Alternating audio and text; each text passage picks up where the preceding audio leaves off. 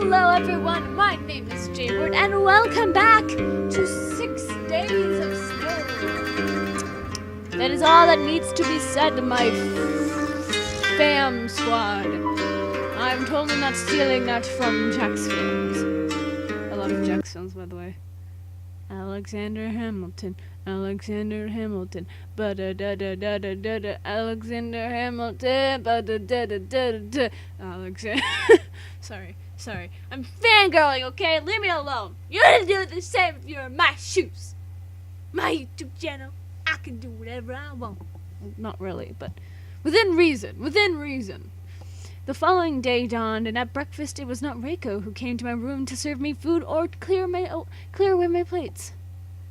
Instead, it was one of the other girls, Yoshiko. Oh, she's pretty.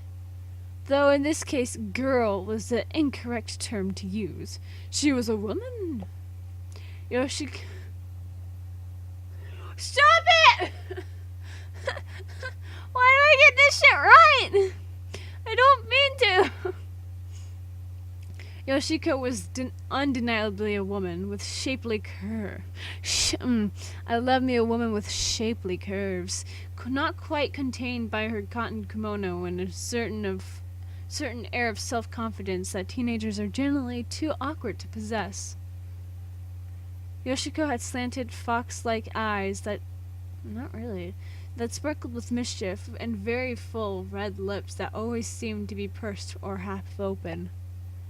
She was an attentive hostess, very smiley, who talked to me casually, like while she served me my food. Or just my food. She had heard about the commotion between Miss Kakeuchi and I, of course, and she seemed to find it amusing, of course. Women and their gossip. You made a mistake, mister, trying to make a move on Reiko, said Yoshiko, as she poured me a cup of green tea. I just had tea. It was peppermint. Now I want more tea. Fuck! Make me some tea, woman! Chop chop! She had rolled the sleeve of her kimono back, displaying her wrist. Her wrist. Oh no, not a wrist, anything but the wrist. And not only that, not only there's the wrist, and then a sliver of arm. Oh no, not the arms! Oh no! Oh no! Okay, there you go. More than a sliver. Oh no! Oh no, not more than a sliver! My weakness! My weakness! Oh god. I could see all the way up to her elbow! Not the elbow! Oh, anything but the elbow! See, this is how things escalate. First, it just starts with a little bit of wrist, and then it keeps going all the way up, and you see more and more, and then you get to see her elbow. The girl shows you her elbow. You know she means business, or how I like to say, business. I wondered if she had done it on purpose. Maybe she was trying to seduce me. Seduce me with your elbow, woman. Oh yeah, that's such a sexy elbow. God damn. Oh god, I'm making myself... My face is hurting from doing this. Oh my god. I need more tea. And coffee. I ran out of juice. Like apple juice. Or maybe she was simply trying to entertain herself. Oh yeah! What? She seemed like the kind of woman who liked making men squirm. And unlike Reiko, she was not the sort who would give an accidental flash of too much flesh. It was all very calculated. Yeah. Give me that accidental flash of too much flesh, woman. That quote-unquote accidental flash. Miss Kakeuchi loves her daughter, Yoshiko continued with her idle prattle as the tea hit the bottom of the cup.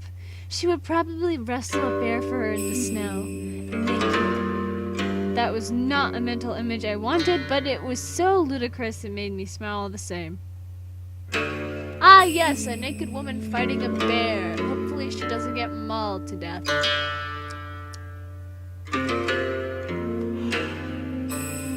Whew, I'm tired.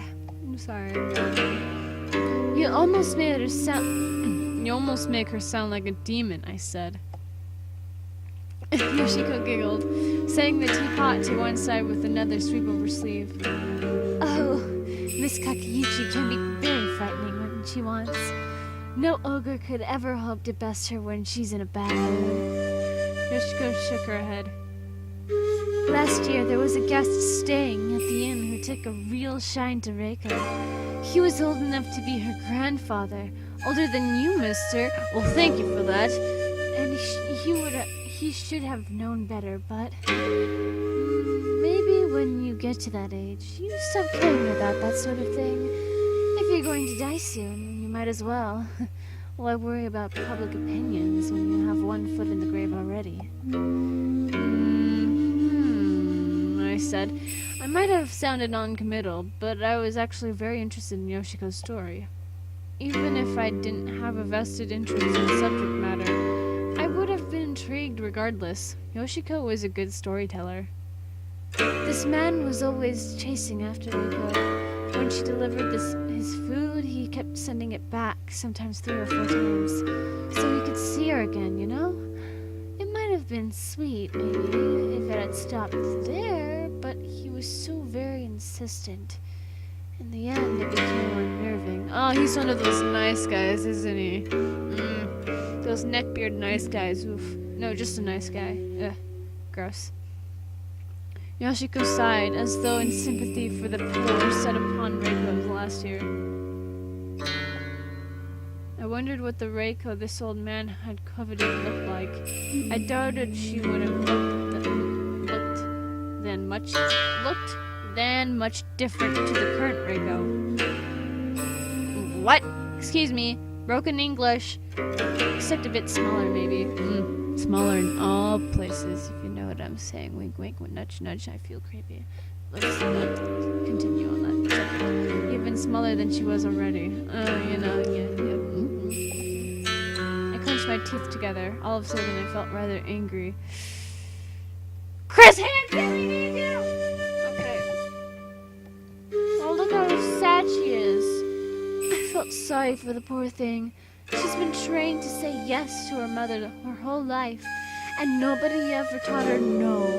She just tried to bear with the attention as best she could. I think she was worried if her mother knew, she'd blame her for it somehow. You've seen how particular Miss Kakeyuchi gets about her sleeves. Yes, I noticed. Since Reiko wasn't going to say anything, in the end I had to step in. I couldn't stand the sight of her, so sad and forlorn. It was heartbreaking. I can imagine, I said. I was feeling distinctly out of sorts listening to the tale, and it was being told second-hand. This man was no longer staying in the Nizami Inn. Good. Why, then, did I feel such a desperate desire to throttle him? Violence was not in my nature, and I was startled by the intensity of my own feelings. I just couldn't bear the thought of Reiko suffering. When Miss Kakeyuchi heard, she was outraged, but not at Reiko. That man.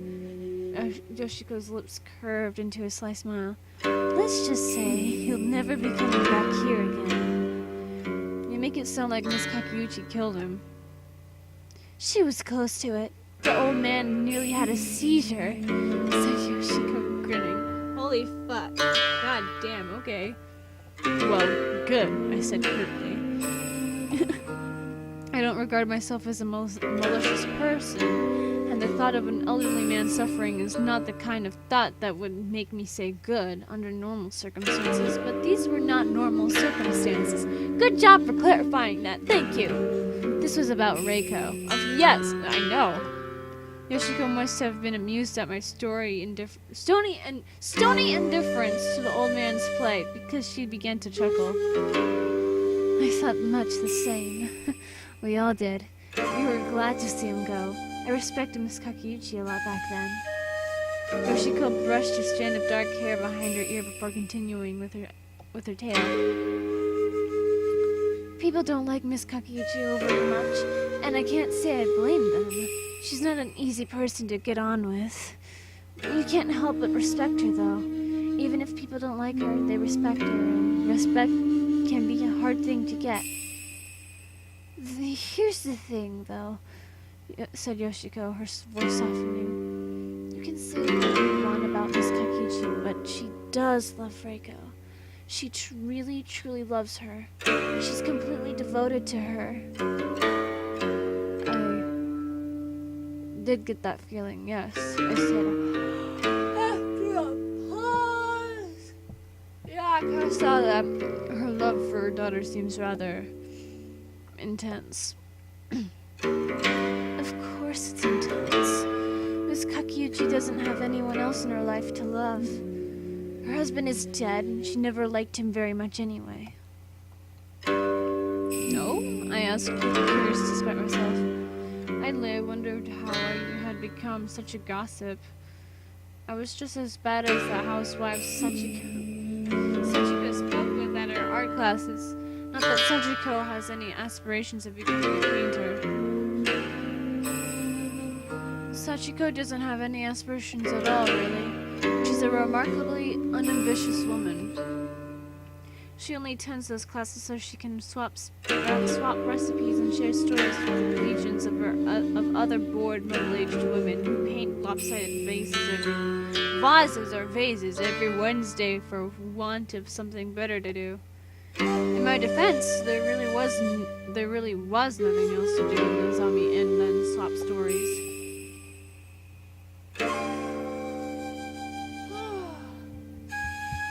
I'm sorry I'm yawning so much. I'm just tired. I had an exhausting day, okay? Am I not allowed to yawn? It's my channel. The channel of yawns. Uploads an hour-long video of me just yawning repeatedly over and over again. I've been working here for almost 15 years, and I remember old Nobu, although only vaguely. He really was old, and that isn't a figure of speech. He had a good 20 years on Miss Kakiuchi, said Yoshiko. Then I take it their marriage was not a happy one, I inquired. Yoshiko pondered, glancing to the side as she did so. Well, Nobu wasn't a cool man. He could be a bit blunt sometimes, but so can Miss Kakiuchi. Maybe she became blunt after being married to him for so long. Yoshiko frowned. I don't think they were unhappy, but they weren't happy either. Then why did Miss Kakiuchi marry him? The villagers say she did it for money. But the inn is failing, isn't it? It is now, but that wasn't always the case. The Kakiuchi family used to be rather wealthy. I steepled, I guess, my fingers together, resting the elbows against the kotatsu and pondered. In any case, Miss Kakiuchi doesn't have any family nearby, said Yoshiko. She doesn't have any friends. She only has Reiko. That sounds rather stifling, I said, my voice trailing away. I didn't know whether I was talking about Reiko or her mother. It is stifling. It's stifling for both of them, said Yoshiko. Though Reiko loves Miss Kakiuchi certainly undoubtedly loves Reiko. It's not a healthy love. I'm worried about them. Both of them. If you truly love something, you should let it go, I said, reciting a tired and tested cliche as old as the shrine in the forest and the leaves and the trees that surrounded it. I need a glass of water. I think I had one conveniently on my nightstand from last night. Oh yeah. Oh god, it's gross, but oh yeah. It's so gross, but I don't care at this point. Oh my god, my throat feels a million times better than it did before. Now I can talk for even longer. You're welcome. Yoshiko nodded. That's right. Miss Kakiuchi loves Reiko, but I don't think she loves her enough to let her leave. Oh. I passed most of that day in my room, trying to write but getting nowhere. When I closed my eyes, Reiko was all I could think about. Ooh, gross.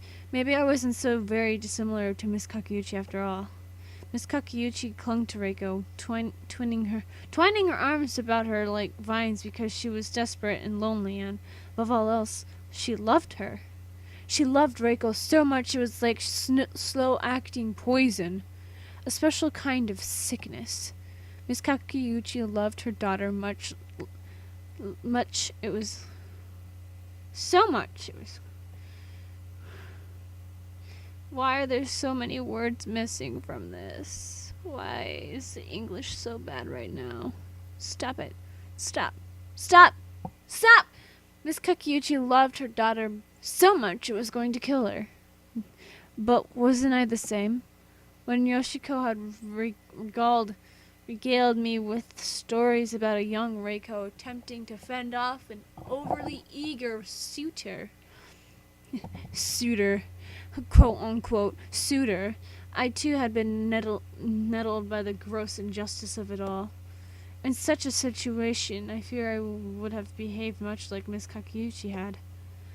It was little wonder, then, that Reiko, who appeared to attract unwholesome men, was kept under such a close eye by her mother.